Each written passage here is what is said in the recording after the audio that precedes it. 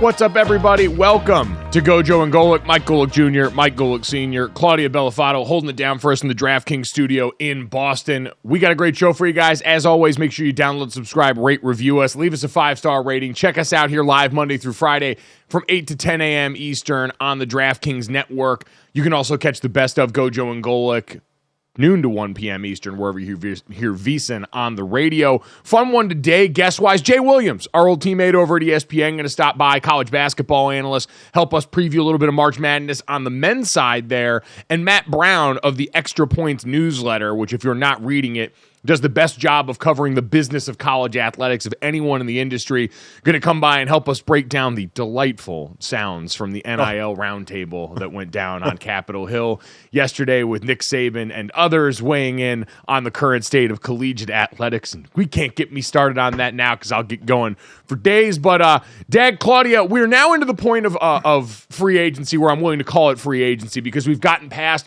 the sexy forbidden romances and the whirlwind signings of the early part of legal tampering, and we've now got our way into the nuts and bolts. And Dad, I know this is your favorite time of year when it comes to restructuring of deals around the NFL, because we're watching, especially in the AFC, the arm race for talent amongst some of the best teams in the sport, led, of course, by one man, Claudia, in Sir Patrick Mahomes. Yeah, Chiefs and Ravens, two teams that made big moves in the AFC, but you mentioned Mahomes, of course, is at the top of this. They've restructured his deal to make an additional $21.6 million worth of salary cap space, and we know they've made a few moves, this one the biggest, which makes sense because they have that big need at receiver. So curious guys, and Senior, we'll go to you first. We know that they locked up cornerback Jadarius Sneed. Chris Jones, which we talked about, was a big one for them. Now who do they go get with this extra cash? Well, I mean, listen, this is what you do to be able to go shopping, right? Before you go on that shopping spree, you got to make sure the credit card is clear, you know, and that's exactly what restructuring does. For those that don't know, I mean, I would have loved at some point a team to come to me and say, hey, we want to restructure your deal, but I didn't make enough to restructure anything, so that was never going to happen. Understand when a player hears that means cha-ching for right now. They're taking money they're owed later on and giving it to him now in a big check. So Patrick Mahomes, saving them over $20 million on the cap, got himself a monster check of some of his money. Restructuring just means you're getting the same amount of money, you're just getting it at a different time, no more of it now to help the cap out later. And L'Jarius Sneed, as you mentioned, Claudia, cost about $20 mil off the cap because of the tag that he's on right now. We'll see if they can work out a long-term deal, because this is what a long-term deal does. Understand, Chris Jones signed that monster deal, the great defensive tackle, averaging over $30 million a year, but he counts only $7 million against the cap. That's the cap creativity that teams can do with an extended contract, and now having money by restructuring deals. So it helps you go on that shopping spree out there, and that's what's going on right now as deals can get done. We saw the mad rush going on now. And it always gets interesting when you have that free and clear credit card, I guess, unless you're the Dallas Cowboys, which we'll get into, that you want to go on a spending spree. So Patrick Mahomes had a structured settlement, but he needed cash now is basically what you're saying. There you go. That's it. Okay, yeah, perfect. I just wanted to make sure I kind of fully understood the terms of the agreement there. This does get interesting now, though, because as Claudia mentioned, L'Jarius Sneed counts $20 million against the cap on the franchise tag. And there's a thought that based on how they drafted recently and the fact that L'Jarius Sneed obviously wants to secure the life-changing money for him, that a tag and trade was something that's potentially on the table because they've drafted depth at that position. The one position we know they still don't have depth is at wide receiver. And I do wonder with all this cap space, because it seems so clear, Dad, they're hell-bent on the three-peat thing. When they re-signed Chris Jones, they played the sound of Patrick Mahomes and him talking after the Super Bowl where he said, we're not letting you get out of here. I want 3 of these things. No one's ever done 3 of these things. They have a good sense for the history of this. It does make you wonder if, hey, is a guy like T. Higgins on the table if they're trying to create room so that they could potentially trade and sign that guy now? Do I think the Bengals would trade T. Higgins to to a team that they're trying to beat in the AFC playoffs? No, but maybe could it be Calvin Ridley as a veteran player coming over there where they're saying, yeah, we understand this draft is deep with young talent, but if we really want to push our chips into the table now, knowing, hey, every year with Travis Kelce, we're probably going to have the retirement conversation. Yeah. And every year, Chris Jones might be coming closer and closer to being slightly less productive now that he's north of 30, maybe getting a veteran in at that spot, in addition to drafting some supplemental help later on in the draft, might be the route the Chiefs go. What do you think about that, Dad? I agree. I think they would want to go a veteran wide receiver now. Rashee Rice, listen, he came in and did a great job for him because we were wondering who the receiver was going to be, who was going to be the number one, and it turned out to be a rookie. Just like when the number one back a couple of years ago was Pacheco. But I think to surround another, put another rookie with a second-year guy in Travis Kelce, I agree with you. And you're going for the three-peat, I think they'd feel a little more comfortable with a veteran, even though they've done well with these young running backs or wide receivers. I agree. I think it would be more of a veteran. That's why they cleared some money for it. I think we'll see. But it is a deep draft. They're not going to get one of the top receivers in this draft, but it's a deep draft for wide receivers. So I do think they could supplement if they want, because when you're the Super Bowl champs, your needs are a lot less, because start to think, where are their other needs? You're just kind of creating depth when you have a Super Bowl team. So unless they're going to change left tackles again, which would be, as I mentioned before, the fifth left tackle for Mahomes in the last 5 years, where do you tinker with this roster? I think for the most part, it's just kind of strengthening it and not saying, oh man, we have a glaring need that we have to fill. Oh, Lord, I have seen what you have done for others, and I want you to do it for Tyron Smith and bring him over on the side of the championship or bust ship here. He deserves it. The Cowboys should have never let him leave. But you're right, Dad. What I will say for the Kansas City Chiefs, as we talk about everybody going through free agency and how fan bases should feel, they've done a remarkable job of retention with their core, right? We mentioned they planted their flag with Chris Jones in there. They've got Snead on the tag, and so they've got options from there. But you've brought back a number of guys that were important to this. You've drafted well in recent years, which is why, Claudia, it was really interesting for the Baltimore Ravens. I thought yesterday was big for them to have a positive headline, because really what we had seen for Baltimore, who had been so great and been on historic pace for so much of last season, was a lot of their talent, not only on the coaching staff on the defensive side of the ball leaving town, but also plenty of their free agents going and signing deals elsewhere.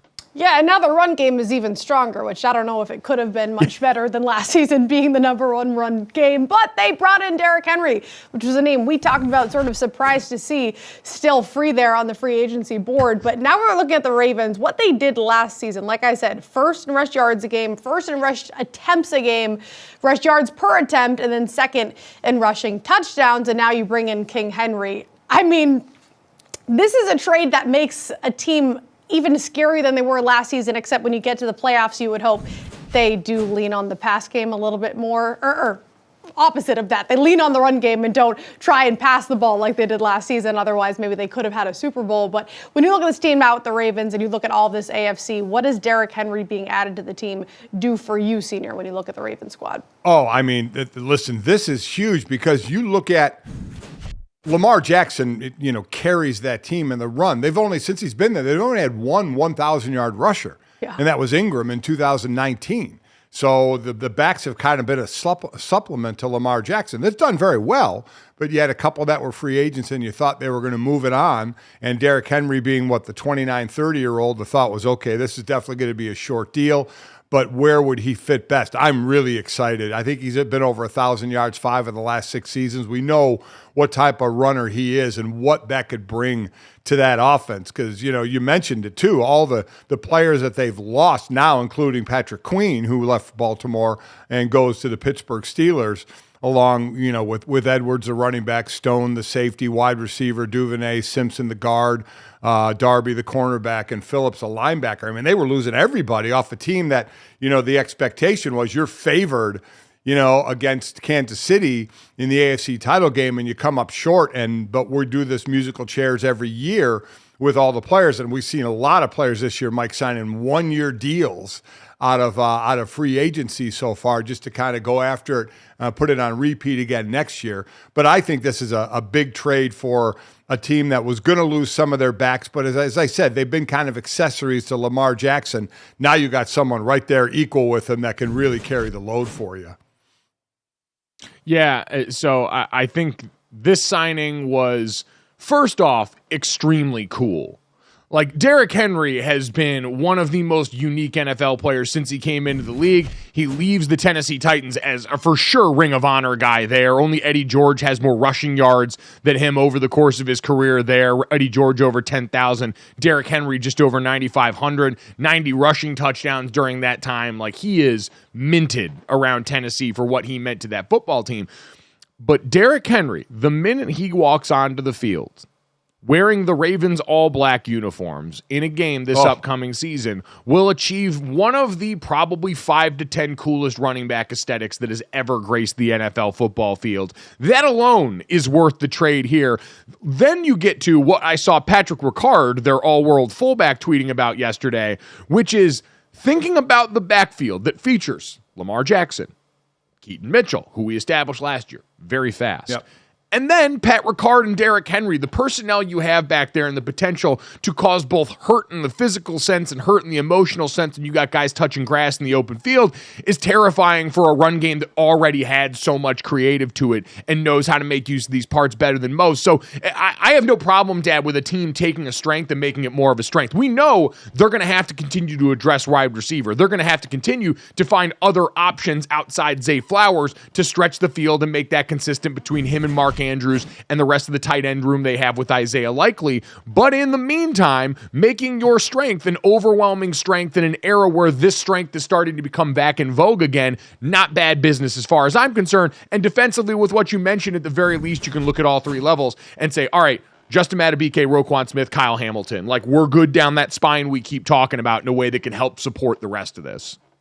Man, listen, they're set up, right? I mean, they understand, like, you know, like a Buffalo or these teams that have these quarterbacks who are playing some great ball but haven't gotten over the top, that while they lost some players, they need to build and take advantage of the quarterback that they have while they have them before it comes outdated on trying to get past Kansas City in the AFC. For those of you who don't know, that may not know Ricard from Baltimore, he's a 300-pound fullback. So just imagine him leading up the hole for a 300-pound fullback, leading up as a lead blocker for a 240-pound tank running through. I mean, it's as I said, because people would ask me about tackling big backs. For me, it was Christian Okoye. You know, he was one of the big backs when he was with the Chiefs, the Nigerian Nightmare. You know, and they would always say, how difficult is that to tackle? And I always say, as a D lineman, it's not as bad because you get them before they build up speed, right? I get to tackle a bigger guy before when they get to the second level, now they're on smaller players and linebackers or DBs and building up speeds. It's a little more of a powerful run. Luckily for the D line, you don't get them at full speed just yet. So that's a bit of a blessing because nobody that size wants to get run over by a running back. No, and with Derrick Henry, he's always outperformed what your expectations of a running back that size should be. That was the question about him coming out of Alabama. But even now, the longevity for a guy that had a ton of carries when he was at Bama and has had a ton of carries since he got into the league, he still finished last year second in rushing yards. Like, this guy's had remarkable durability by and large during his career.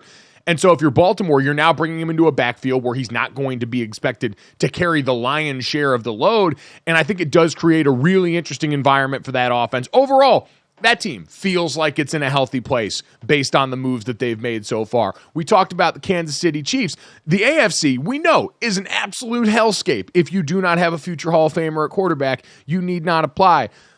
The problem is comparison is often the thief of joy. And right now, I feel like as we go over to the NFC, the one team that has been robbed of joy by their front office has been the Dallas Cowboys. I have been amazed, and I tweeted yesterday asking people which fan base should be most upset with the way that their team has gone through free agency so far. And I've seen some people mention the Jets for various reasons. I've seen the Seahawks name come up, but the overwhelming number one answer was the Dallas Cowboys. And I thought our buddy David Hellman, who does a great job covering the Cowboys and covering the NFL over at Fox Sports, and joined Speak yesterday with them, kind of laid out the case for why this is not just a this-year problem, but a lifetime achievement award for Cowboys fans dealing with this team's offseason habits.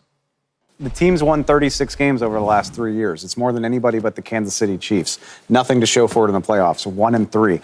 Where are they as a team? What are they doing? They have a franchise quarterback. They don't want to extend him. They have two of the best pieces in Micah Parsons and CeeDee Lamb. There's no movement on when those deals get done. They could create cap space. They don't want to. The report Monday night, is that they were uncomfortable going in on Zach Moss, who was Jonathan Taylor's backup running back. Good player, backup running back in Indianapolis. They're not comfortable pursuing a player of that caliber. That's like me saying, I'm not comfortable buying off the dollar menu. What are we doing here? And listen, we all love the dollar menu, but Dad, I think this in the face of what we just saw, let's say like Kansas City, where they just hand Patrick Mahomes a massive check to clear a bunch of cap space because they know their quarterback is going to be there. They are comfortable with that in the long term, and so it allows them the flexibility to go forward and plan. For the Dallas Cowboys, massive red flag that you got a quarterback with this kind of number, and you're saying, we're not really sure. Like, it feels like they're trying to run out the clock on the Dak Prescott era based on how they're conducting themselves right now, because much like these other teams we've talked about, you're not super far away if you're winning 12 games every year. Right. But the Cowboys have had such clearly defined deficiencies, and the fact that we've seen them attack exactly 0 of them with veterans so far this offseason as we've gotten through the first and best waves of these players has to be maddening for this fan base that's almost got to be numb to it at this point. Yeah, without question. For a guy that just blowhardedly in front of a mic every year says, we're all in, we're doing everything that we can because they haven't won a title since 96. Now, every team certainly is trying to win every year, but we know Jerry and the Cowboys, they get the big headlines all the time. And I think a lot of it is going to have to do just what you said with Dak. Dak counts $59 million against the cap. Nobody wants that cap hit. So you have to try and lower that. If they don't, they are basically saying this is the end of it then.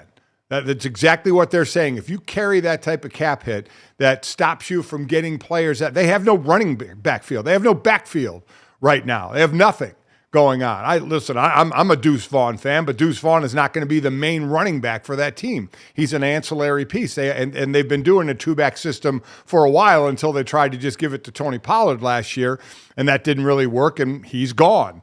So, yes, I think this one move or non-move will signal to Cowboy fans, where are we? But we've been scratching our head here anyway, Mike. He was signing other players years ago before he signed Dak. You would want to take care of that one first if you know you're going to see where you are. And he went other ways. It just seems to be this inner battle with Jerry Jones and Dak Prescott for some reason. And I'm sure there's plenty of Dallas fans that say, fine, let him go. Let's be done with it. But understand, to do that, you're going to have a down year or two, because if you keep him this year at that cap space, you're not going to be able to build around that team a whole lot, and you're going to see it go down. Then eventually you're going to be done with him as a quarterback, and then you have to move on to something else. What are you going to move on to? It's always like, we don't want this guy, but who's the next guy then? Where are you going? And I guess that's the thing I keep running into, is why I'm confused, is Jerry Jones is old. Jerry Jones should have as much of a sense of urgency to try and do this with the Cowboys as anybody, and running out the clock on this era for the uncertainty that comes with trying to find a guy at that position again, the way you stumbled into a Dak Prescott, the way you stumbled into a Tony Romo. Man, I get maybe at some point you feel like you kind of got this thing nailed down, but man, it's pretty hard to find a dude at that position, the caliber of Dak Prescott, pretty often. And then the rest, defensive tackle, linebacker, all of these pressing needs. Yeah.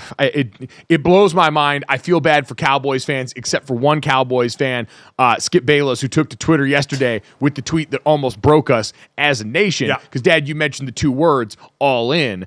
All in is the cry from the Dallas Cowboys, and all in, my ass, was the retort from Skip Bayless. And as everyone has pointed out here, there is no stronger force in the universe than that comma right there from saving all of us from a very strange day online, and Skip Bayless from, at the very least, a note from HR. Yeah, listen, at least he's good at punctuation, right? Because you had to be there, or it would have been a very, very different day on Twitter. No doubt about it.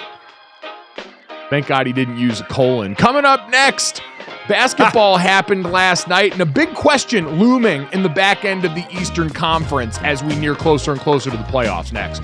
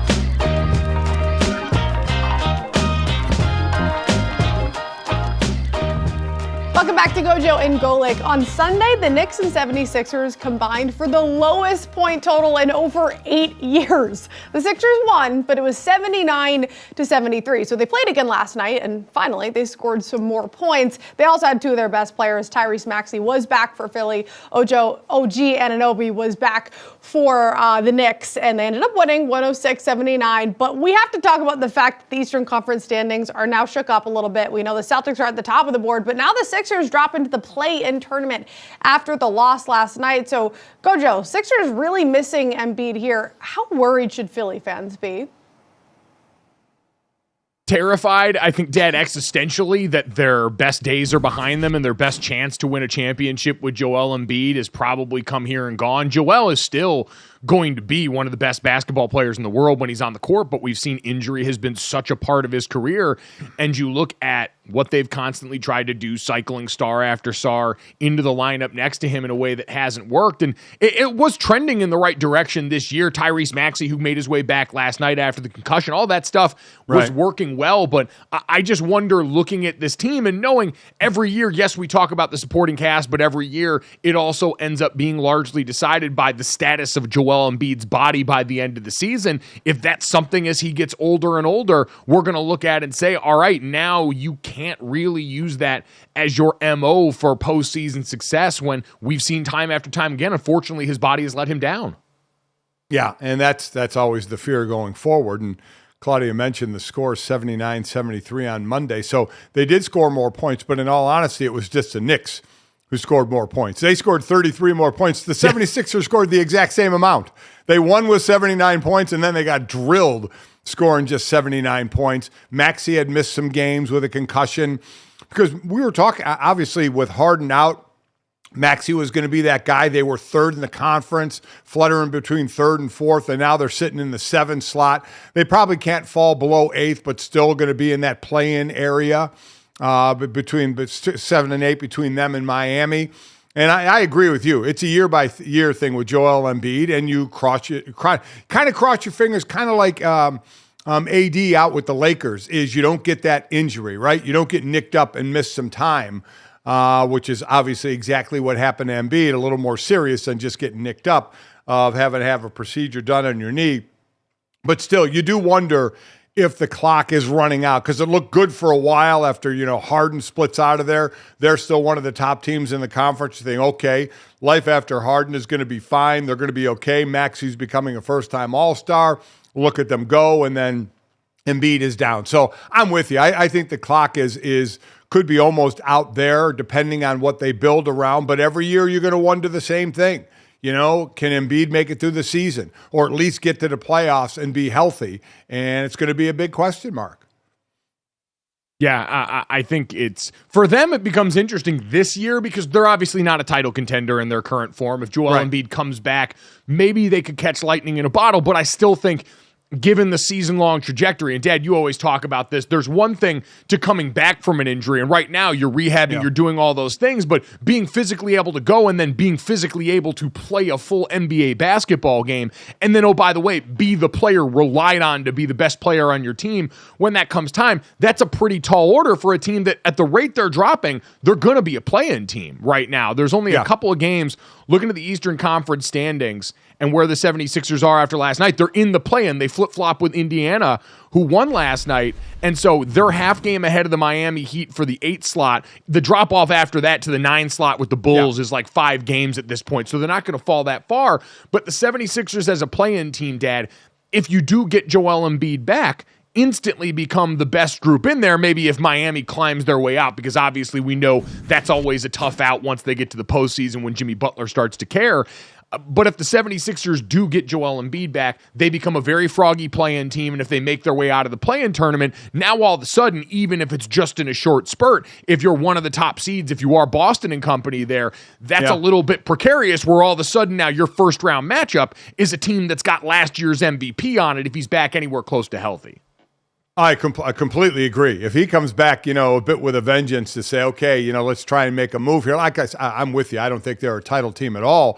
But if he's going to come back, he's going to come back and he's going to play hard, right? He said he wanted to come back no matter what. If he was healthy, no matter where this team was in the standings. And if that's true, you're right. It would be a little bit of an for a Boston or a Milwaukee, depending on where they were seated. If they were, 7th or 8th, on who they would have to play in that first round of Embiid's back, and he looks. We'll see what he can look like, the MVP Embiid, or close to it, with what kind of shape that he's getting in. But I'm with you, man. He takes slipping up that one time, in a series. All of a sudden you're going, what the hell just happened? And getting a guy back like Joel Embiid, I'm sure those top teams in the conference, you'll always say, hey, we want to play the best. Deep down, it's like, you know what? If he has to miss that series, I'm not going to be too upset about it. Now, you work hard all season long to get up in those top spots in order to avoid some of the best teams until later on in the postseason, not meet them very early on here. Speaking of the top seeds, Dad, you've been right, as you've been predicting for weeks. The Denver Nuggets would inch their way to the 1 seed by the end of the thing. They're tied now with Oklahoma City in the Western Conference for the 1 seed there, as they have really sleptwalked their way to this point. It does not seem like the regular season has been something that these Nuggets have chased. They're just so good they couldn't help but wind up here. The other compelling team that's right there nipping at the heels of Oklahoma City and them is the Minnesota Timberwolves. And Claudia, last night, banger for the Timberwolves, down 22, and Anthony Edwards continues to go out there at both ends of the court and give people every bit of the preview of the guy they think could run this league for a while. Give that man his flowers. We'll talk about MVP in a second, but yes, this game was insanity. They were down by 22 points, and not only did they come back, but they ended up by winning by 18 over the Clippers, who, by the way, have the third shortest odds to win it all right now. Edwards dropped 37. Nickeil Alexander-Walker added a season-high 28. But look at this tweet. Since the 2000 season, there have been over 5,500 instances of an NBA team falling behind by 22-plus points on the road, including playoffs. And the Timberwolves, the only team to come back and then later take a 22-point lead. So just an amazing feat overall. But we have to talk about Anthony Edwards. Like you mentioned, going to be a guy who's taking over the league in the future, but he's also doing it right now with his guy Cat out. He's averaging over 31 points, 6 rebounds, and 4 assists, yet just 6 players on the MVP board, and he is last, guys. 200 to 1 this morning. Somebody bet that, because now it's down to 100 to 1. But what Anthony Edwards is doing is just amazing. However, Timberwolves still 14 to 1 to win the West. Yeah, and it's going to be an uphill battle because we've seen without Karl Anthony Towns, it's exactly what we talked to Zach Harper about on here, is the way that they have now all of a sudden dropped off offensively. They've scored 8 fewer points per 100 possessions without Karl Anthony Towns this season, and that showed up big time, and it's been exactly what Zach predicted. Hey, this one guy is going to have to sort of go crazy for you, and Lord knows he's not lacking for the confidence in that. They interviewed Ant-Man after the game last night and said, what'd you see out there that works so well? And he said, mismatches. Kawhi Leonard went down. They had to throw double teams at me and try a bunch of stuff, and it wasn't going to work. So, Dad, this is another team, because of who they are defensively and their identity, with Rudy Gobert certainly as the force around the basket that changes so much math for so many teams, probably on the way to another defensive player of the year for him. But Anthony Edwards on the other side, he is every bit. They mentioned, Shaquille O'Neal talked about him as like a young D. Wade or Kobe. I also think of like LeBron in terms of two-way defending greatness. Last night you saw him, Paul George, a guy much like him, long wing player, incredibly compelling on both ends, good defender, get absolutely pickpocketed and strapped up one-on-one by Anthony Edwards on multiple possessions. They've been dominant on that side of the basketball this year. Yeah, he's gotten to show, right? Since Cat's been out, he's gotten to show and take over this team. And just like we talked about with Embiid, how far would they fall without him? And we've seen how far the 76ers have fell. Where is Minnesota? Will they fall anymore? They're still 3 ahead of the Clippers, the team they just beat, as they sit in the 3rd slot right now and getting Cat back again, lower body injury, to see how he comes back. But as I said, I still think Denver will be number 1. And it's interesting, too, we can get into at one point, the extra money Anthony Edwards can make. They're already making monopoly money anyway. But if he makes an all-NBA team to make another $53 million over the life of his contract, it's amazing what the voters, the power they have to make these guys even more money.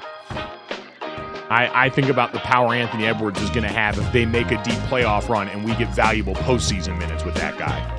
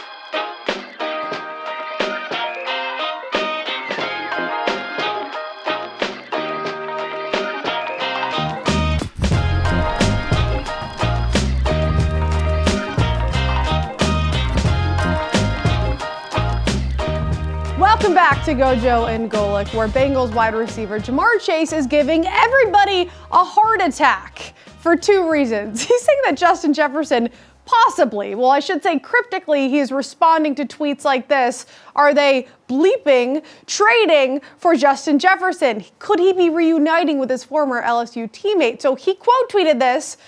Senior, I'm going to walk you through this one because I know you and the internet.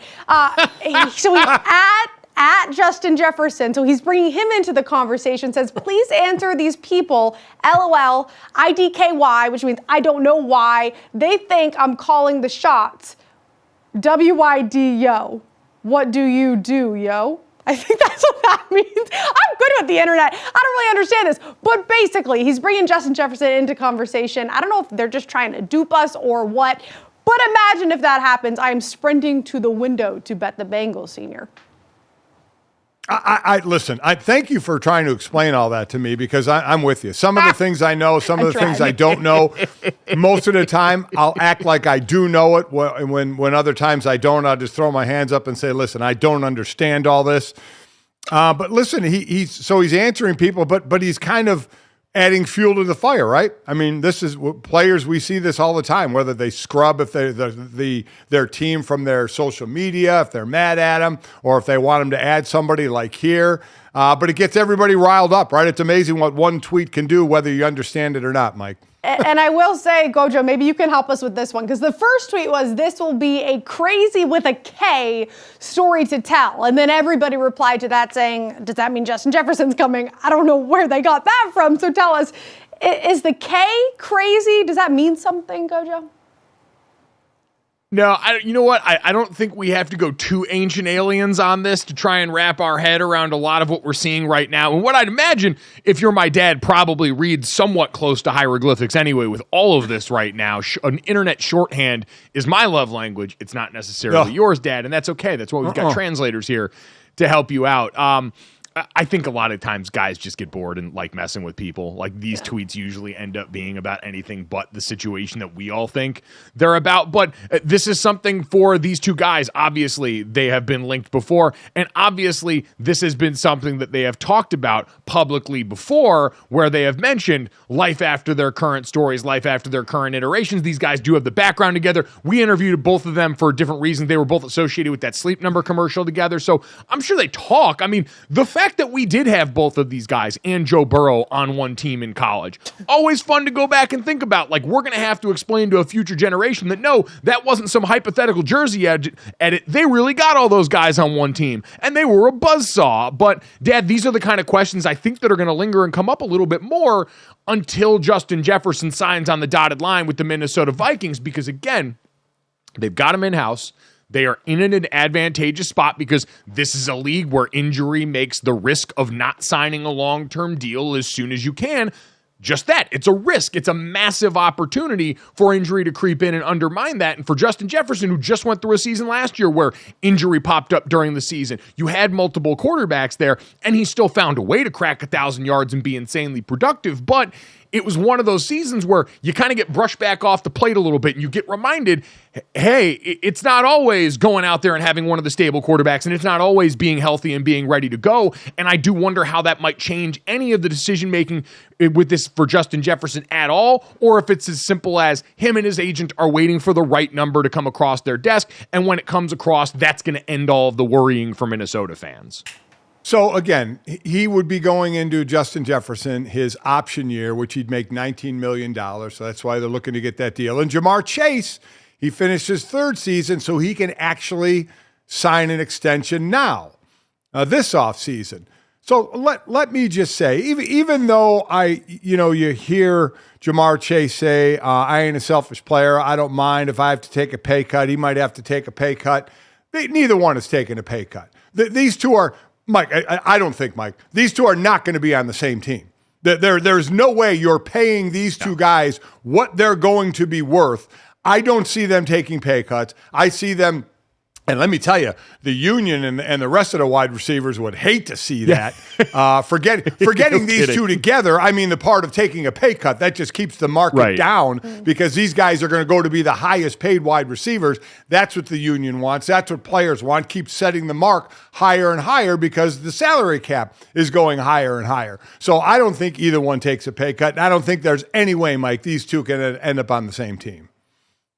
No, I think this is a lot of fun that we're doing with the gap in time between Justin Jefferson's contract getting signed and the fact that, now he is dealing with turnover at the quarterback position. And I'm sure in an honest moment, probably not super thrilled about the prospect of having to go out here and break in a rookie or deal with Sam Darnold as the bridge guy or any of the number of permutations that come after having a sure thing at quarterback, even if he's not the best thing in Kirk Cousins. So I'm with you on all that. And I think right now, the stuff you mentioned with the receiver market, that's not a small thing.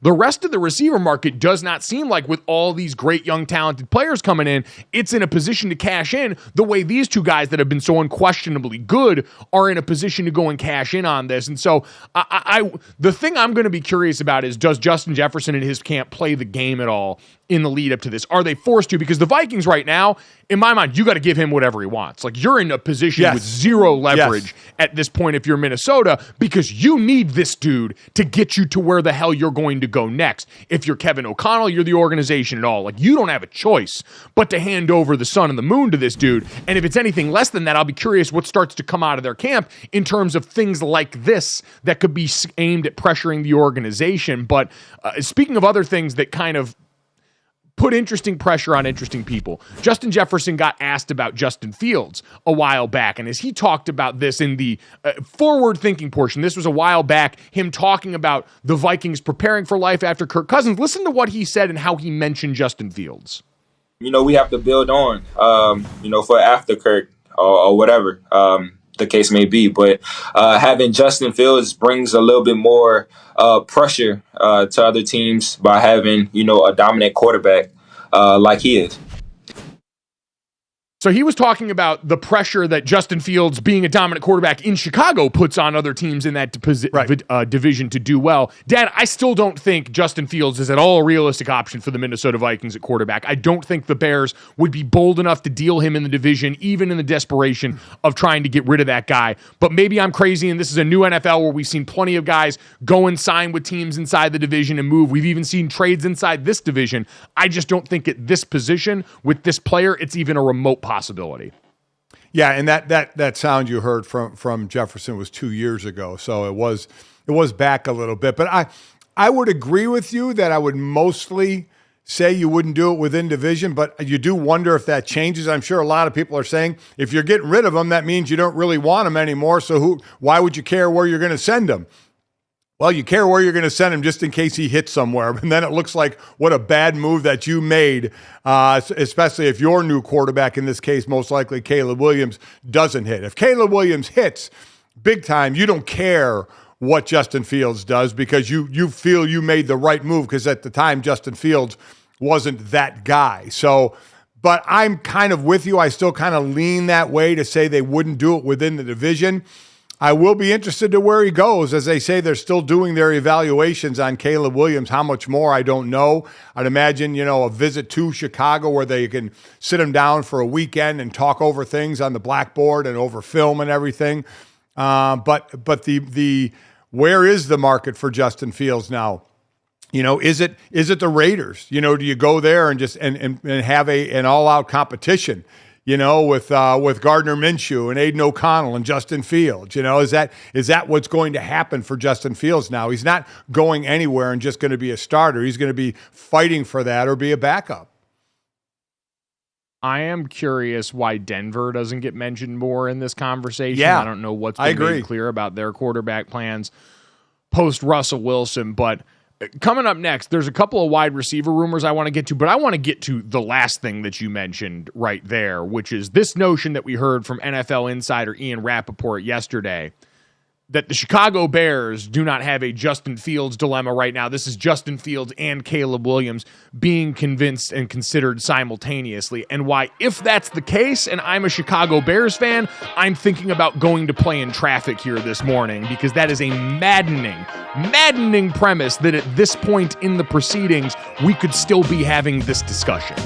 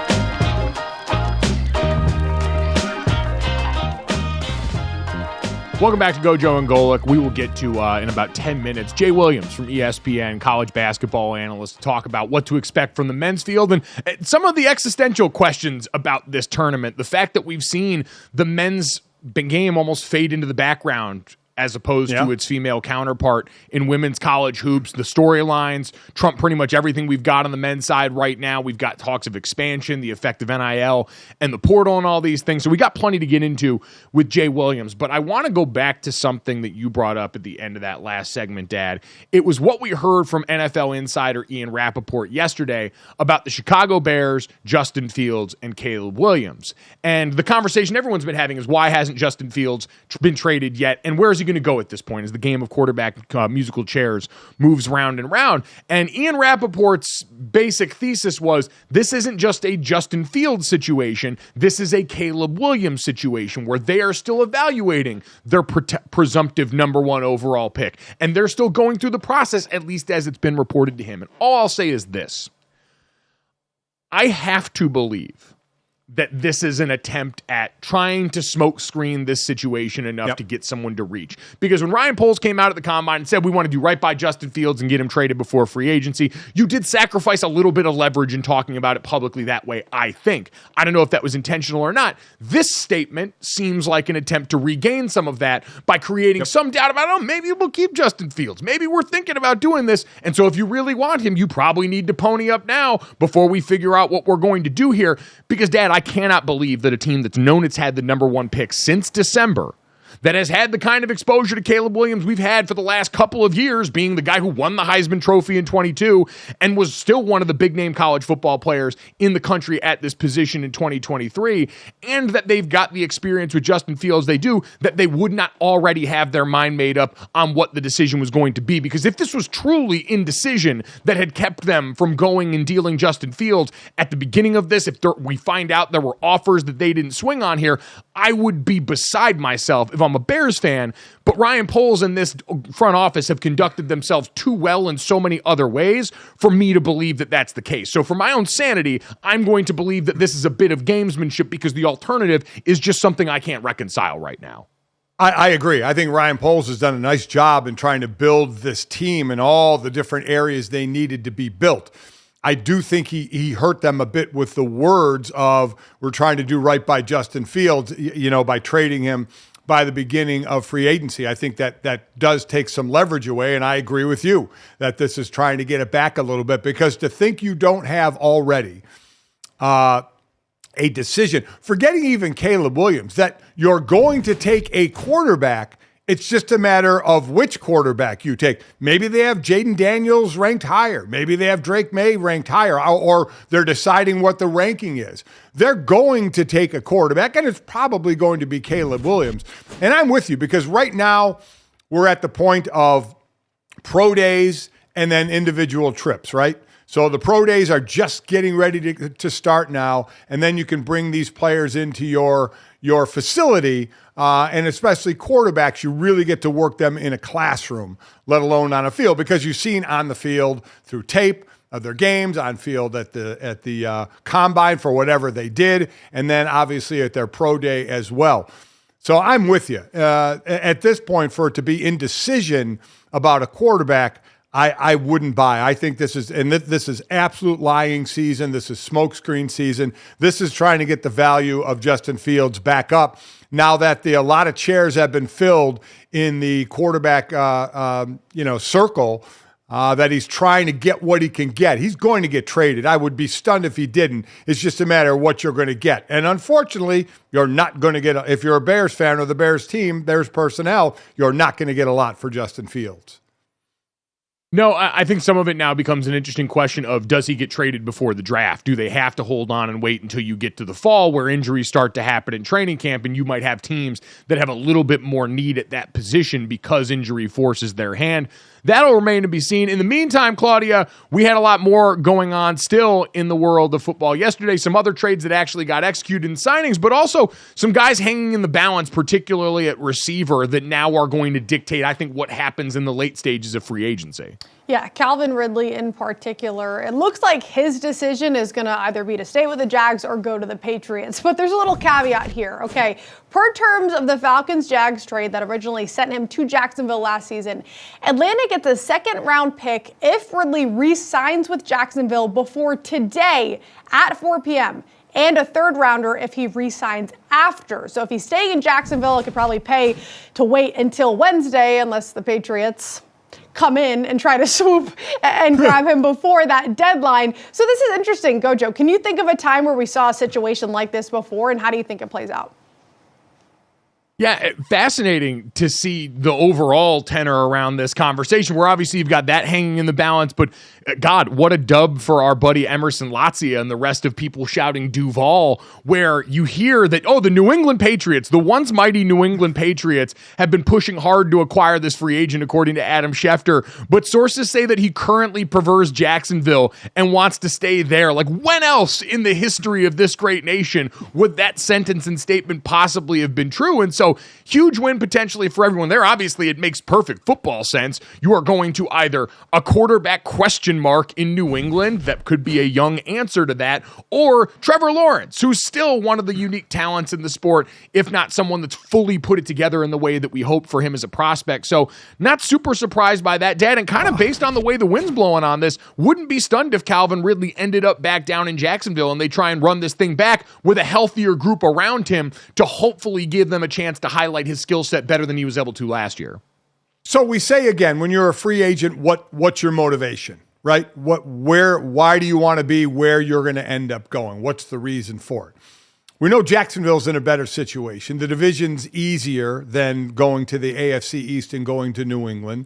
We know you have an established quarterback and a team that's, was disappointing last year, but a team, when you got to start, you got to have a quarterback, and you have none in New England. So to me, the only way he goes to New England if he gets money whipped, right? I mean, and that's something now the old regime of New England never did, or very, very rarely, but now the old regime is gone. So what's the new thought process here? Is it, hey, guys, nobody's coming to New England because it's New England and we win championships, because we haven't done that in a while. We have to entice people to come here. And the way to entice them is with money, because right now we can't entice them with a quarterback to say, come here and look who you got thrown to you. It's got to be, come here and we'll pay you a lot of money. So that's where I think the only way he ends up in New England is Claudia, if the money's a lot different, and do your Patriots start treating these free agents a little differently?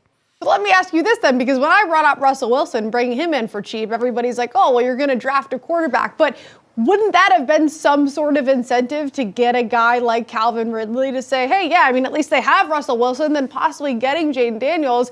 And also on the flip side, does a player not look at what C.J. Stroud did immediately coming into the league and say, hey, maybe that's something that's a possibility with the Patriots, or am I just crazy and a Patriots fan? As I'll continue to say, C.J. Stroud was the exception, not the rule. Okay. And that trend is not going to change. So if you're a wide receiver, you would much rather be with an established quarterback like you have in Jacksonville in a division that is easier to win than the AFC East is, because right now they're 4th out of 4 in that division. But as I said, what's your motivation? What would be a reason you go to a team? Is it geographical? Is it family? What money, whatever. But to me, the only way you get Calvin Ridley in New England is if you really overpay him. And I don't know if that's the guy you're going to do it with, Mike, in all honesty. You know who wouldn't probably have to overpay to convince him that it'd be a good idea to maybe come over and play football for their club? Kansas City Chiefs, who just freed up all that cap space to go out there and potentially spend some money here. I'm just saying, this seems like one of those things that looks fun right now for Jacksonville and New England. And if the Kansas City Chiefs decide to come over and pluck Calvin Ridley out of this battle of teams that likely won't win anything of value here and come on over and hang out with a team that's trying to go for a three-peat, I feel like that decision comes pretty easily. And if you're Calvin Ridley in your camp, you're probably praying to any God that will listen that this becomes the case. So, we'll leave free agency in the rearview mirror right now. Coming up next, hour number 2, let's take a look at college sports, both on Capitol Hill and on the court next.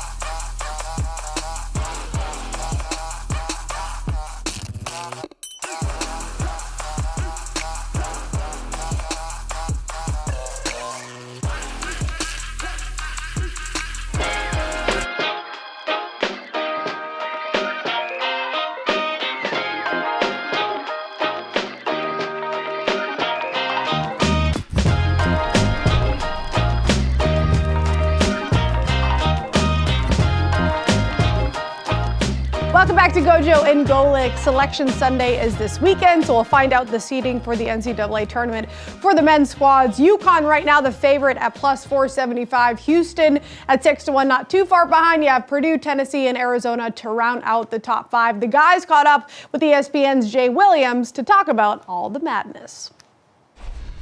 All right, always great to check in with one of our former teammates. You guys catch him, obviously, as one of the great hosts and analysts on ESPN's College Game Day during hoop season. Great basketball analyst for ESPN overall. Former national champion Jay Williams, kind enough to join us now. Jay, what's going on, brother?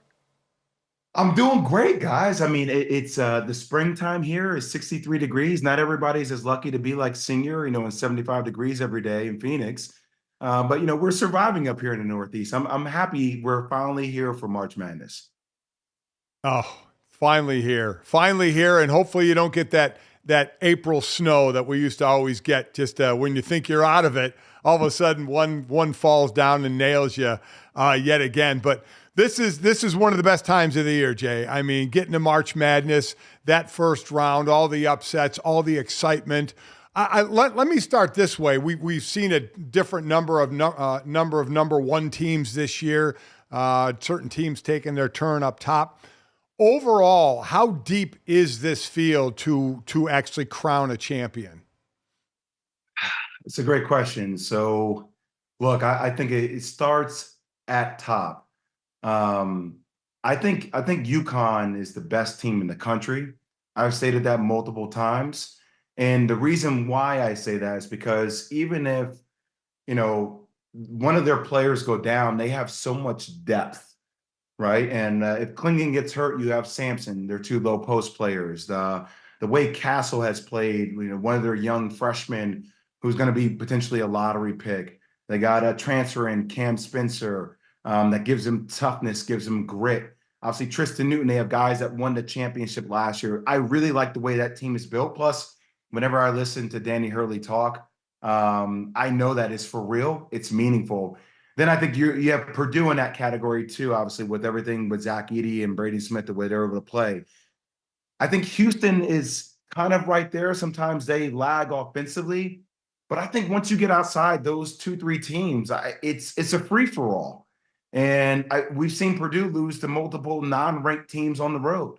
And as we all know, when you get to this time of the year, as much as you could be the favorite, when you go on the road or you go to a neutral site and that game gets close, will Purdue be able to, do it, or will they become Purdue? These are things you pay attention to because, people get tight in these games, guys. Sometimes we joke around, call them Purdue.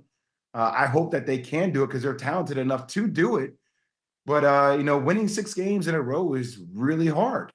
And so I think it's wide open, but at the end of the day, I would expect to see teams like Purdue and UConn there in Phoenix at the Final Four.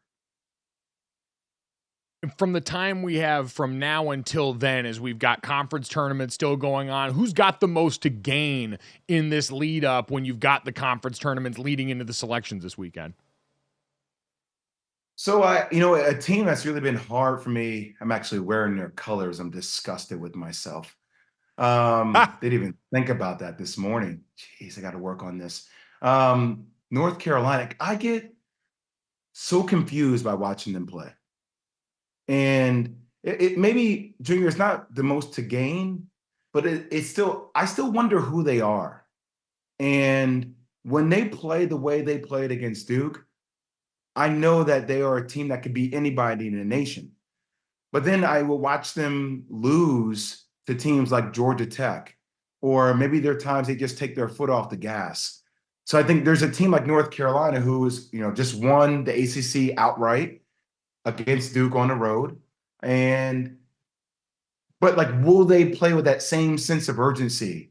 Will I be seeing the same North Carolina team from this point forward every single game? And I don't know how to answer that question, even though I know what their ceiling is. As Michael Jordan said, the roof is the ceiling. I wonder if they will actually get that because I don't know what team I'm getting. As far as a couple of teams, maybe not that could win it, but teams that, as we all know during this time of the year, can make you light your sheet of integrity on fire. That's a good way of saying it. I would go the Big 12 is the best conference as it relates top to bottom to me. I still wonder if there are title contenders. I think Houston's really the only title contender out of that conference. But teams that you don't want to see, Baylor, because of the way they play defense, right? They were man-to-man most of the year. They've gone back to their vintage zone. As somebody who's played in this tournament, when you play in domes and you're playing against a team that plays a 1-3-1 matchup zone, there's a proclivity to settle for outside shots. When you're playing in these spacious arenas, there's a tendency not to shoot the ball well. So I think the way Baylor defends really sets it up for them to make a run. Another team like BYU, they take a ton of threes. They're playing a fast pace three-point shooting. That's going to be a matchup nightmare. You want to go down to the SEC, a team like Alabama, there was so much hype around them last year with having Brandon Miller and some of their top draft picks. They got a kid in Mark Sears. That's going to be a really tough matchup. The majority of their shots they take are threes or layups. There's no in between. Nate Oates, their head coach, really likes an NBA style. So that's going to be a track meet for a lot of teams to play. When people think the tournament slows down, it's not for them. They're going to speed the tournament up. And another team is Iowa State. I think Iowa State's a team that's really tough. They play a similar style to that. They play, where they play a little bit more of an inverted offense. They can run, but they can also slow it down and grind you out. So I would say Iowa State, Baylor, and then Bama are three teams that play different styles that can throw teams off, that can make a deep run. There we go. As we look at, like Dad said, the upsets everyone's looking to fill out on their bracket sheets here. But I think the other part of this, Jay, is always people looking for stars. You're someone that had a ton of success in this tournament, a national champion. So I want to start there. What does it take to win this tournament? What goes into a team being able to make the kind of run that you guys did? Well, first off, your fan base has to show up. And as we know, doing this whole campaign with Coke Zero Sugar, right? Fan work is thirsty work. So we need the fans to show up on the road. Like, that matters. When Big Blue Nation plays, they're rolling 40,000 deep. That goes a long way when you get to the NCAA tournament. So I think that's first and, most importantly. I think also you need luck, Junior. I think about when we won the tournament, and we'll be able to get into a lot of different things off this comment here, because I made a comment about Caitlin Clark and greatness and winning it. It's hard to win 6 games in a row. I got really hot until we got to the Final Four. I was literally Will Ferrell in Old School when he blacked out at the podium. Like what I just said, right? Like I couldn't miss. So, but then when I got to the Final Four, I couldn't make a shot. So Mike Dunleavy got hot. Shane Battier made great defensive plays. Chris Duhon made some plays to help us get over the hump. So I think it's your team having a miraculous run. And then I think you have to have a dude. You got to have somebody to say, yo, give me the ball, get out of the way. I can carry the load for a certain point. I look at guys like Dalton Connect, that last year was playing in a really small school. And now we're talking about him being a top 5 lottery pick in this year's 2024 NBA draft, as well as he played in the SEC. And we'll see what he does in the SEC tournament. Like, you really make your name when you get into March Madness. And a guy like Dalton Connect could end up being the face of college basketball when it's all said and done. We got teams like JMU who won 31 games. They won their conference tournament last night. We got teams that are seasoned, experienced, and know how to play.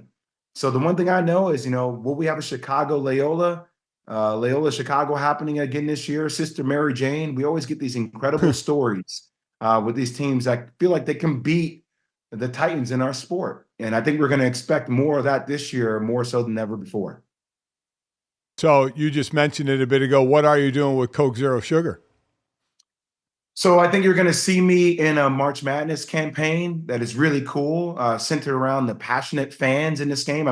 I need to get my fan base to stop throwing stuff on the court at North Carolina fans. So there are things for us to work on with the passion of fans. Look, doing this commercial was really cool with Coke Zero Sugar. My face is painted. I'm yelling. Like, I am the crazy person when I watch Duke play.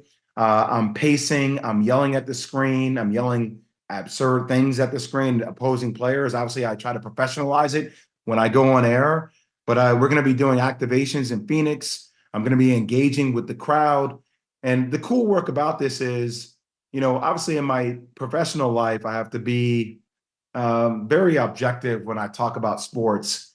But me behind closed doors, I can't relate more to fan work as thirsty work, because frankly, when I'm staying up for 14 hours, 15 hours to watch over 100 games, I'm grabbing myself a Coke Zero Sugar. I'm thinking about calories in my intake. And frankly, I'm also thinking about trying to stay up to watch all these games. So I'm extremely stoked about the opportunity. I'm also pumped about engaging with the crowd. I mean, that's whether it's talking trash, North Carolina coming over, saying stuff to our fans. I'm trying to get my teams to stop tripping people. Let's be honest about it. We have a history of that now. I want to move away from that. But that's where we are. And we're going to make the best of it. And I hope Duke can pull it through and get to the Final Four in March. There we go. We all wear our colors very proudly around here, Yes. so you're in good company there. If people saw the way I acted during Notre Dame football games, I probably wouldn't be employed anymore or have very many friends. But it's a great project you're working on there. I do want to double back to something you mentioned. You talked about the Caitlin Clark take that got a lot of traction this year, and I think that's kind of emblematic overall of what we've seen for a lot of the season, where women's basketball has had not only the Caitlin Clark story, but a lot of really compelling storylines, a lot of well-known household names right now, in a way that seems to, in some places, outpace its male counterparts going into the tournament. I'm curious how you viewed it, why it seems like women's basketball has more household names right now, and what's going on the men's side that leaves them looking behind them in that regard. Well, I mean, obviously the women's game, first off, I think their game is way more advanced than the men's game, which I think is extremely disappointing. I would love to go to 4 quarters. I would love to actually go to timeouts where you can advance the ball. I mean, the game is so much better from a visual perspective. And also, I think we caught lightning in a bottle last year, guys. I mean, I'm not the one to lean into the racial aspect of it, but it was fascinating to watch all the chatter on social media when you essentially had Larry Bird versus Magic Johnson, and that was Angel Reese versus Caitlin Clark, and how people leaned into that. Junior, real quick on my comment, it was really funny. I literally slipped. Like, I meant to say greatest, and I said great. And then I followed up my comment with saying, in order to get to the pantheon, the levels of immortality, all these descriptive adjectives to associate around the levels of being the GOAT. And then I started to see all these headlines. And I'm like, okay, cool. Like, fine. Like, I slipped up. I was hour 15 on air. That's fine. But I still want to see Caitlin Clark, like watching her win the Big Ten the way she did the other day. Like, that's okay. That kicks it up in the levels of greatness that we have overall. So I watch those two players. I watched Juju Watkins, frankly, out for USC. I mean, she's putting up Kevin Durant-like numbers as a freshman. So I think that we are leaning into women's sports now more than ever. We have bigger faces in women's sports than we do on the men's side of college basketball. I can talk about Zach Edey all day long, but Zach Edey doesn't pop off the page the way Caitlin Clark does. My little girl at home is like, I want to be Juju. I want to be Caitlin. And I think for where women's basketball is right now, it's a growing sport. You're seeing private equity invest in it more and more. The entry points are lower, and I'm glad we're celebrating a game that, frankly, I've always enjoyed. It's about damn time. One more from me, Jay. A lot of this happened during my era. 40 teams in the tournament in 1980, 52 in 83, 64, what we have now, 66 with the play-in, but we don't call it that. We call it the first round. I'm still confused at that. In 1985, now they're talking about an 80 team, possibly expansion to 80 teams. What's your thought about that, and why would they expand more? Well, I mean, obviously they're going to expand more for money. The more money you have, I mean, you can also revisit all your TV partners and say, hey, this was an amendment. Let's think about how we can kick this deal up a notch. I feel like that's inevitable. As much as people don't like it, or as much as people like Jay Billis, my counterpart, will say they shouldn't do that, that's inevitable. They're going to do that if they can make more money. But where I do see this thing, and this is where it gets really fascinating. The other day just came out that Redbird and some people from, traditional companies are putting together the first rev share tournament. And as a school, if you have these collectives, one of the things, it's such a leaky bucket. right? Because you're going to donors to then fund your collectives. And as we all seen with the IRS, there's not tax write-offs, there's different loopholes you need to have around that. And these schools have to learn how to start generating revenue. It's one of the reasons, frankly, I started my own media company with Giannis called Improbable, like doing more within the NIL space to help schools think through how they can do that more efficiently. And if you're a collective and you can get funded $1 million for your school to participate in the tournament, inevitably, as we talk about more conference realignment, why wouldn't the conferences break off and put together their own tournament? I mean, I look at these 2 trophies you guys see behind me, the John R. Wooden Award. I mean, I still have this with me, 25 years later. I didn't get $2.5 million for that. Like I got the Naismith. You think I would love to have $1 million for that award. So if there are ways, Junior, to get incentivized to win these awards, and my school could participate in the rev share of me winning that trophy or me winning a March Madness tournament, why wouldn't we do that? It's only going to fund us to get more recruiting. It's going to fund us to help our program elevate, to get better facilities. And let's stop calling this amateurism. We are professional sports.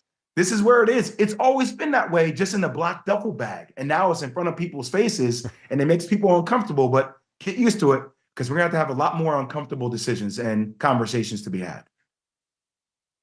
Completely agree, and it's fascinating to see some of the different opportunities and interpretations of this that are springing up, like that tournament that you mentioned. It is the future that we seem to be marching towards, and how it gets organized is going to go a long way in deciding what the sports all end up looking like at the collegiate level. Jay, we can't thank you enough for all the time and the insight, man. We know it's an exciting time of year for you and so many people. We're looking forward to watching you do your thing, 14, 15 hours in, Coke Zero, sugar in hand, ready to do battle. You got it, bro. I miss you guys. Can I please come on the show? Can we please do more together? I miss our banter. Yes, we can. Man. Let's make it happen. Let's get the family back together. Done. I don't know about you, the most surprising part of that really was, and I'm glad he addressed the elephant in the room, the fact that you had a man from the Brotherhood, one of Duke's finest, wearing openly North Carolina colors on our program, coming off a very sensitive weekend for Duke folks, where they did get clowned losing to UNC at home and did throw garbage on the court. That was awful bold to him. I wonder if the group chat started to have him answer some questions. Well, and again, I think, I do say this about most guys. I don't know. I don't really think about what I put on in the morning.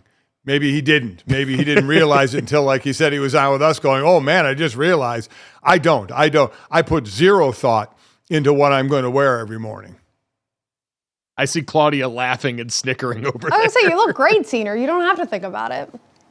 Oh, that's very nice of you, Claudia. See, why don't you ever talk to me like that, Mike? Why don't you ever give me a response like that? Well, Gojo looks good too. Because I have the rest of the internet blowing you up for how good you look all the time. So someone's got to bring a measure of balance to the universe here. I will ask Dad, did you ever think about this calling games? Because this is something that I think gets brought up a lot and I never noticed this as a young person getting into calling games until I made the mistake one time of having a tie or a shirt that corresponded with the colors of one of the teams that I was calling, and all of a sudden had to field accusations of preferential bias towards that team. So did you ever think about the colors that you wore when you'd go to call a game or work somewhere in public because of that?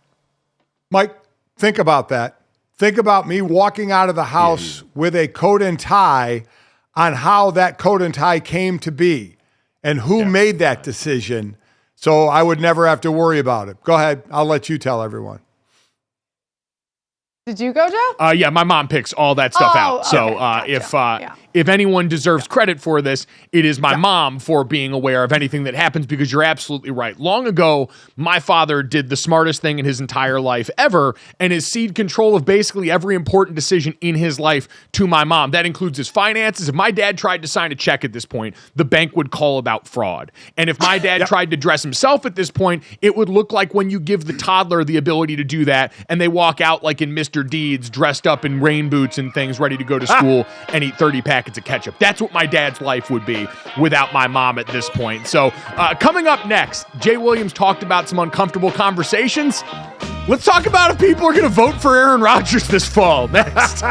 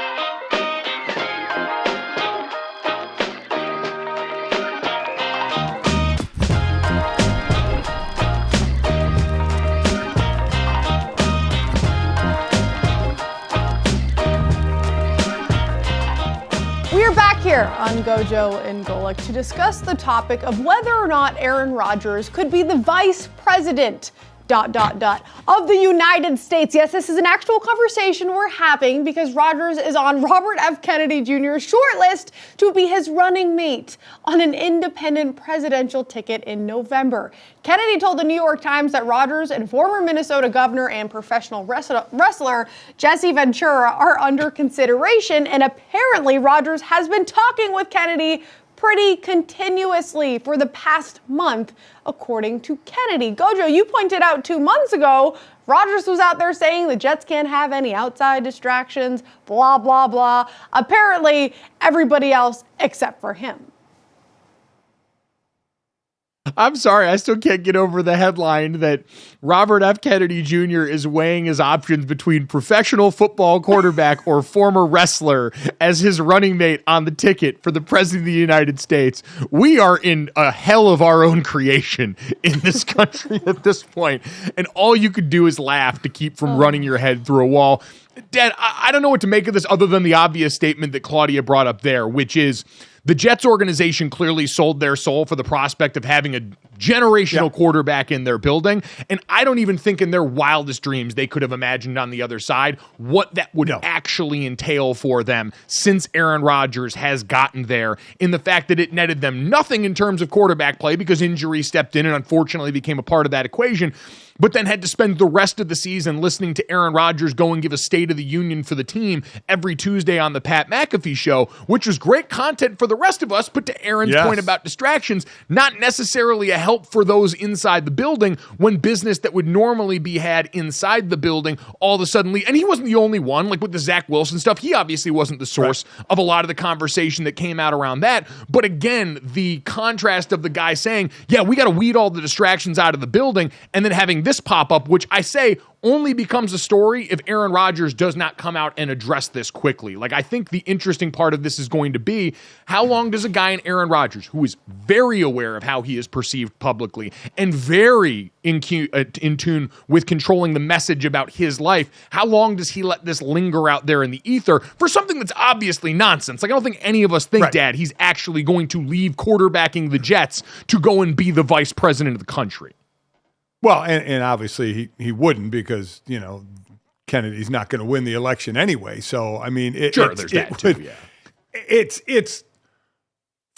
amazing. A few plays into the season, the ancillary things that happened to the Jets because of Aaron Rodgers getting hurt with Zach Wilson, what they as a team refused to do to be prepared for that. Then what Aaron Rodgers having nothing but time on his hands and, you know, helping Pat McAfee blow up his ratings, you know, which have been huge in talking about, you know, all the things that he talks about, you know, that had nothing to do with football, and some things he ended up having to apologize for, but still it was news that had Aaron Rodgers involved in it, and a lot of it Aaron Rodgers, at least on that show, was creating. This, I have to say, he didn't create this, right? This isn't of Aaron Rodgers doing. This is of Kennedy's doing, of naming these. And oh, by the way, it made me think really quick again. 2 times in my lifetime, we've had a professional wrestler be a governor of Minnesota, as Jesse Ventura was. For those that may not remember, Jesse Ventura was a professional wrestler, and from 99 to 03 was the governor of Minnesota, just as a 7-time Mr. Olympia, Arnold Schwarzenegger bodybuilder, was the governor of California. I mean, that's just, to think about that blows my mind. All right, that enough said. I just brought that up because Ventura is obviously one of the people on the short list as well. But I'm with you. So let's be honest. Aaron loves the headlines, right? He loves to be in the headlines. Yes. And he's in the headline now. So I think he might enjoy the headline here for a bit, as he normally does. But then I'm with you, Mike. He's going to have to shut this down. Now, distractions in the offseason are a lot less imposing than distractions during a season when games are going on. So I don't worry too much about the distractions now. It's not really messing up anything the Jets are doing now by this headline. But I am with you. I don't think there's – listen, this is a ridiculous thought process that, A, he would be the vice president on a ticket, and B, that they would have any shot of winning anyway. So that part's a moot point. So there's no way he's doing this, but it's just the fact of how long he lets this headline kind of marinate out there before he shuts it down. Yeah, this is not a real headline. This is part of the attention economy. Everyone involved from RFK Jr. to Aaron Rodgers has benefited from the attention of this headline and will get to use it however they want to on the backside to create more content. So while it's going to be fun or interesting or nauseating for a couple of days, however you come to this, I think it's going to ultimately be fleeting. The thing that happened relating Congress, presidential office, in general politics and sports yesterday that registered much more on the Richter scale for me. And we'll talk to Matt Brown, who does a great job writing the Extra Points newsletter. I think is one of the foremost authorities on the business of college athletics in the world that we're seeing right now.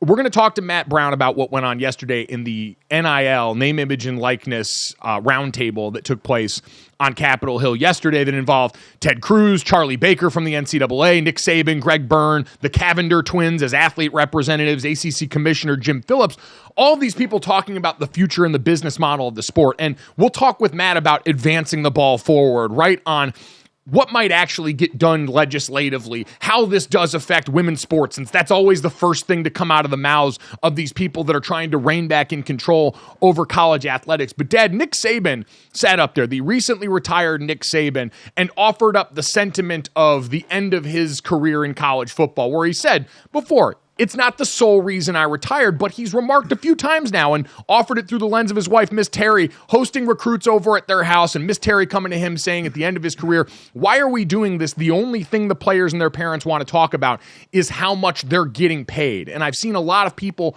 focus in on that, this idea that these players being bottom line oriented is somehow a novel occurrence and not exactly what they've learned by watching all of the adults around the sports. Like, Dad, am I crazy? We've sat here for how many off seasons straight now and watched conferences get held hostage by schools that are seeking better financial gains for their institution. We have watched the college football playoff go from 4 teams to 12 teams to already thinking about 14 teams, all in the name of the almighty dollar. Every offseason, we watch Jimmy Sexton and a bunch of his clients hold schools hostage for either more money there or the prospect of better elsewhere. And yet we're supposed to expect the kids to all of a sudden get access to money, look up and do anything other than go for the best financial gain in this process. These people all want to claim to be teachers. The players were learning. They were learning exactly what you taught them this entire time. And then people are going to feign surprise in a way that makes no sense to me.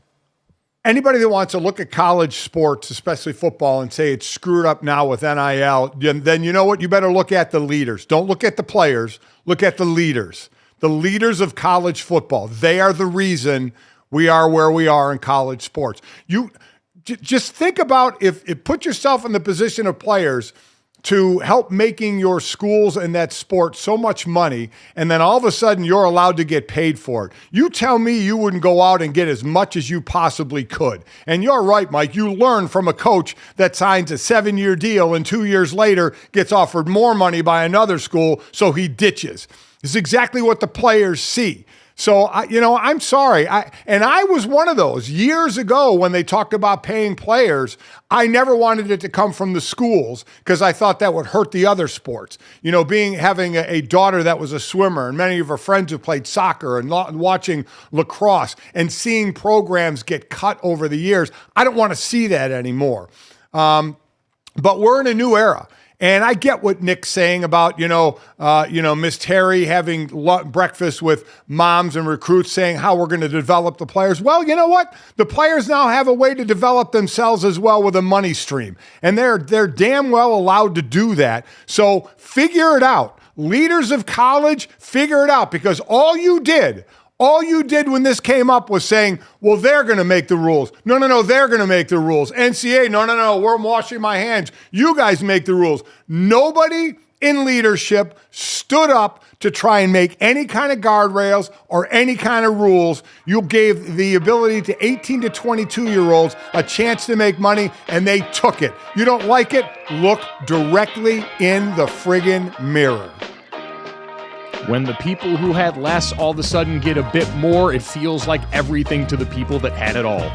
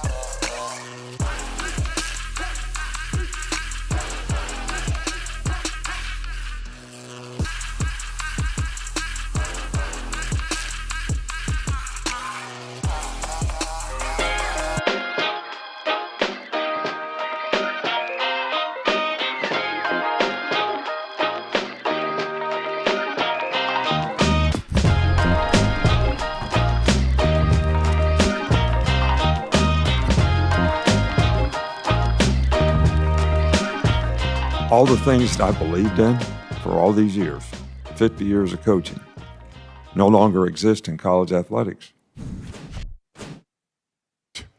That is the sound of a very tired Nick Saban on Capitol Hill at the name, image, and likeness roundtable that went on in Washington yesterday. And as we try and dive into what actually comes from these Senate hearings, if anything, and what does the future of collegiate athletics look like, we're enlisting some help here. Matt Brown, kind enough to join us now here. He is the writer and publisher of the Extra Points newsletter. And if you are not subscribed, I truly believe, and I'm not saying this to blow smoke, I think Matt is one of the best at writing about the business of collegiate athletics and a measured take on where all of this is going right now. So, Matt, good morning. Thank you for giving us some time. And I guess I want to start with that kind of 30,000-foot view. You digest this on a regular basis. You've seen instances like this time and time again.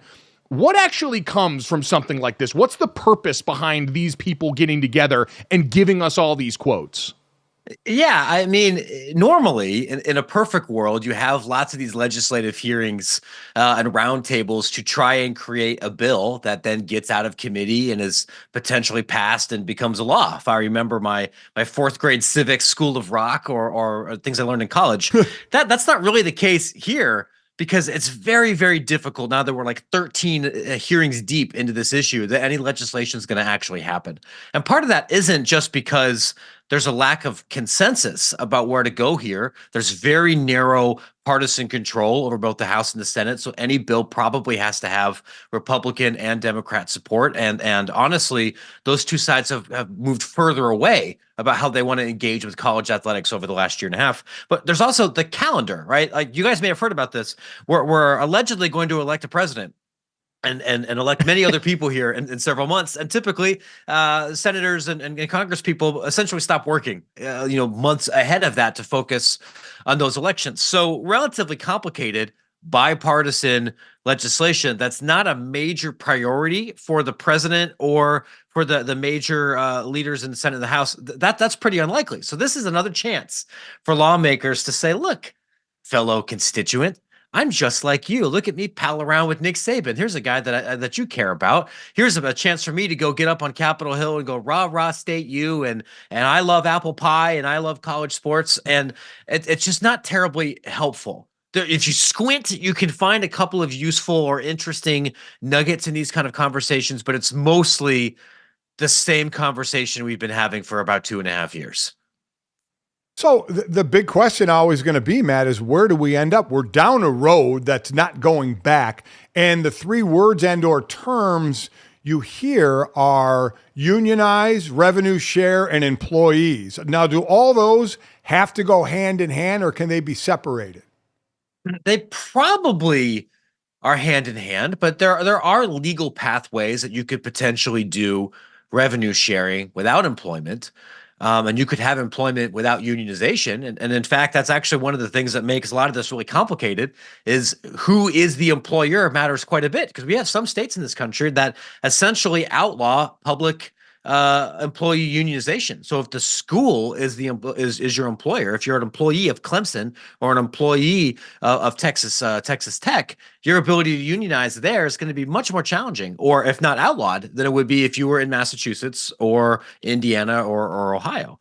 Part of the challenge from the NCAA's perspective and from many coaches is that if you want to do revenue sharing without employment, you probably do need Congress. You probably do need Congress to carve out some kind of special exemption or say that college athletes should be able to negotiate over X, Y, or Z, but not A, B, C. And we do that for a couple of other specific jobs.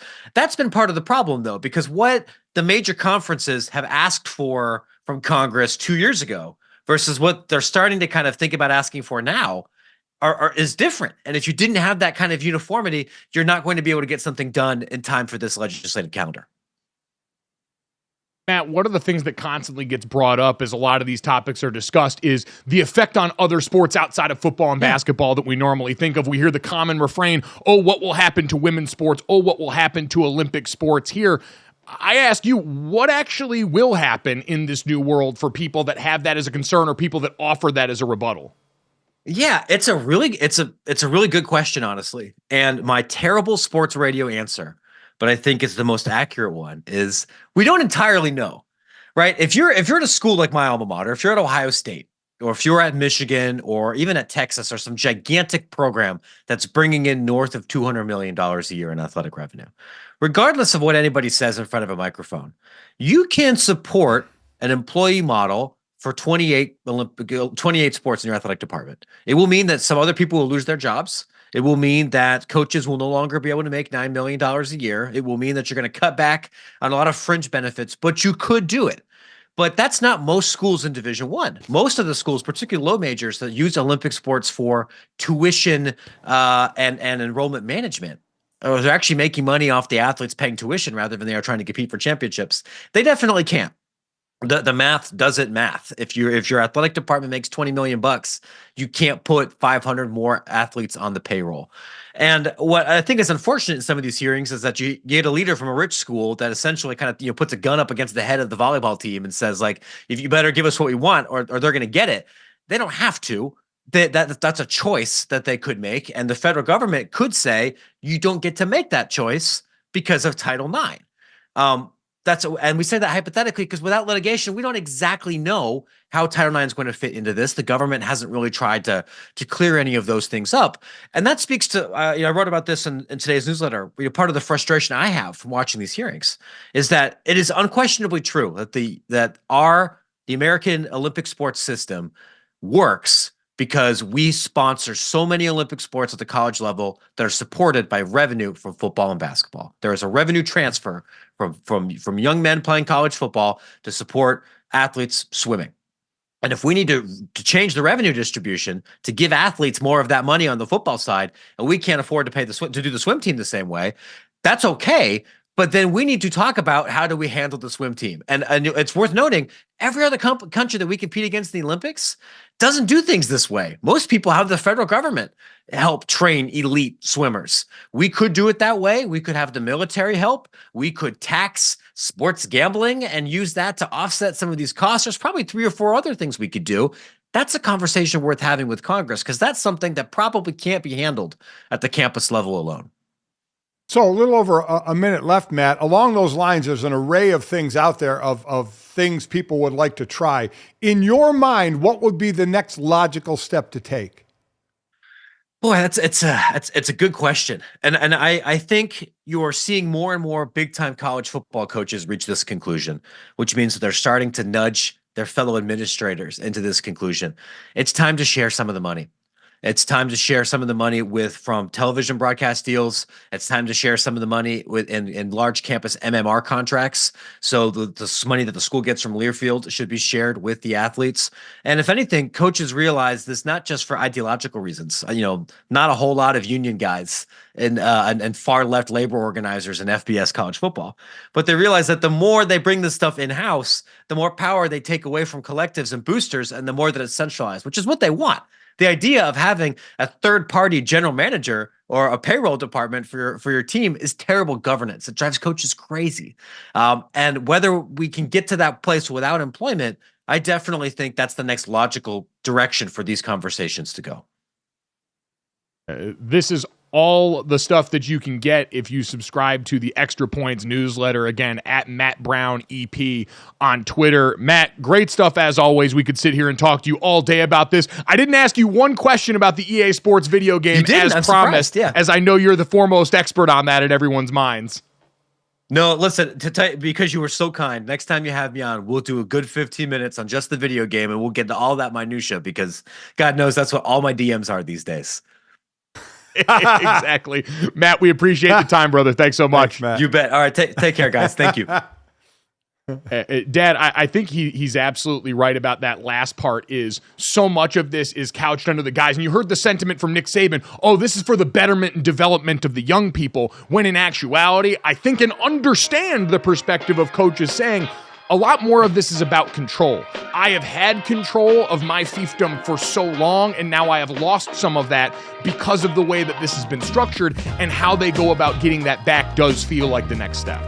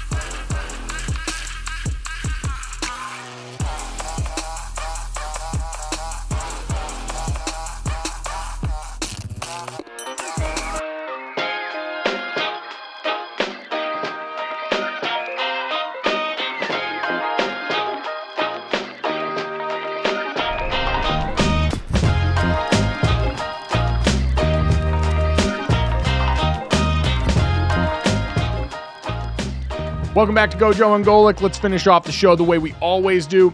This, that, and the third. 3 quick stories to send you into the rest of your day. As always, make sure you download, subscribe, rate, review us. Leave us those 5-star ratings. They help. And check us out here live Monday through Friday from 8 to 10 a.m. Eastern on the DraftKings Network.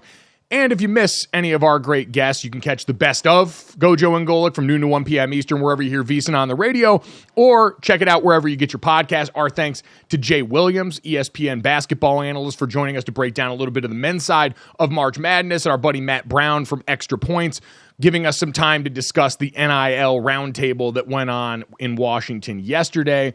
If you missed any of that, again, check it out where you get your podcast or right here available as soon as we get done on the YouTube feed.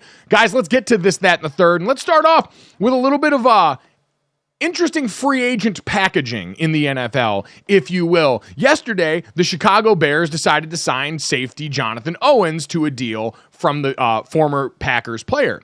With him comes his wonderful wife, Simone Biles, who tweeted about her excitement about joining the Chicago Bears, getting to watch her husband without a connecting flight involved, but then I think really won the hearts and minds of America when someone tweeted her and advised her to go and check out what's going on at Portillo's, have some of the food from there, and she responded, "One thing about me, I'm going to eat a hot dog. Dad, this is my GOAT forever and always."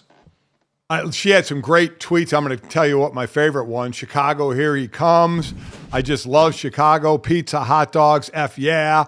And if you're going to go to Portillo's, the best shake there is the cake shake. I mean, I still don't know how you get little bits of cake to make it up the straw without clogging it up. It's the greatest shake there is. But her best tweet about her husband is, and anybody who flies a lot will agree, she said, "I'm so excited about not having a connecting flight to go and see my husband play." Let me tell you, that's the difference.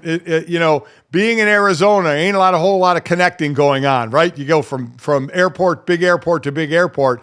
When you live in South Bend, you're connecting everywhere, right? And if you can get direct flights, which she is now saying is going to be great to get direct flights to Chicago, like I said, anybody who flies is going to really appreciate that one. Like, you're showing your love, though, when you're taking a connecting flight, because it's such a pain. So to be like, "Hey, babe, I did a 3-hour layover just for you." You're taking that away. Are you showing your love, or are you doing what you have to do? Are you gonna, if you're married to someone, are you gonna say, "You know what? There's a connecting flight. I'm not gonna come see you"? I mean, seriously, a choice, Senior. Wow. I still think the pizza. She does have a choice. She has a choice. I think if she said like glizzies, like pizza and glizzies, she would get a whole crowd going. But the pizza and hot dogs, F yeah, was my favorite tweet. So gotta love Simone. This is a good reminder for people that want to slander tube meat out here that Simone Biles is one of the greatest athletes that's ever walked this earth. She's one of our country's most valuable exports in terms of athletic excellence. And if she is out here pounding glizzies on the regular, then there's no excuse for the rest of you guys to come and slander hot dogs just because, "Oh, do you know what's inside there?" Yeah, so does she. And she still eats them. And somehow she still wins gold medals every other 4 years. So yeah, I think we're all good on that front. Team Hot Dogs got a decided win yesterday.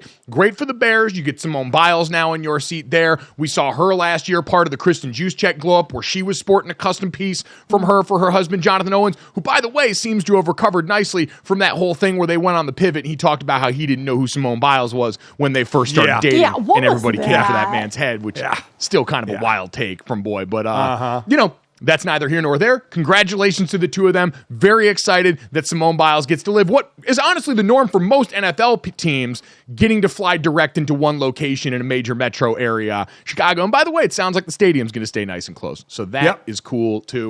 Claudia, let's get to that at another man with very important food-related priorities. And I will say, this is this and there, because no man should ever say that. Like, even if that's true, oh God, I couldn't. Tacos, though. A guy went viral, and I get it, man. We're all trying to save where we can and pinch pennies, but he paid off a taco in installments. The taco was $11.01, so 4 payments of $2.75. The comments are the best, though. Somebody goes, "As long as he's building credit." So this man literally, and I've seen the apps out there, and every time you purchase something, you sometimes get the option to do this. I mean, this is why I love the internet, though, guys. Right, Gojo? Listen, Dad, as far as I'm concerned, this is just good debt. That guy is just building out his credit history in the smartest way possible, and that's with sound investments in tacos. Can I ask a question here? This could be the one where the internet and senior. Is this the taco place did this? The taco place offers payments, or this is what he just chose to do? I'm not sure I fully understand this.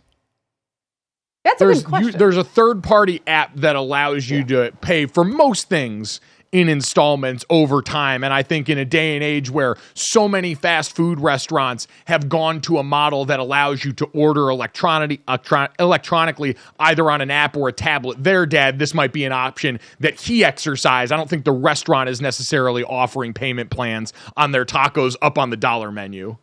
So you're actually going to be paying more than the $11, right? If it's a third party, they're not doing it for free. There's going to be some kind of juice off the top, right? So instead of paying $11 for the taco, is it better you're creating this viral sensation if you're paying it off $2.75 at a time, or you end up paying how much more than the actual price that you needed to pay in the first place? The viral part, yes, but I also think it might be a mental thing. Like when I return a good or a piece of clothing, I feel like I'm making money. Like we call that girl math, I think. So I feel like maybe in his head, he's like, this taco's only $2.75.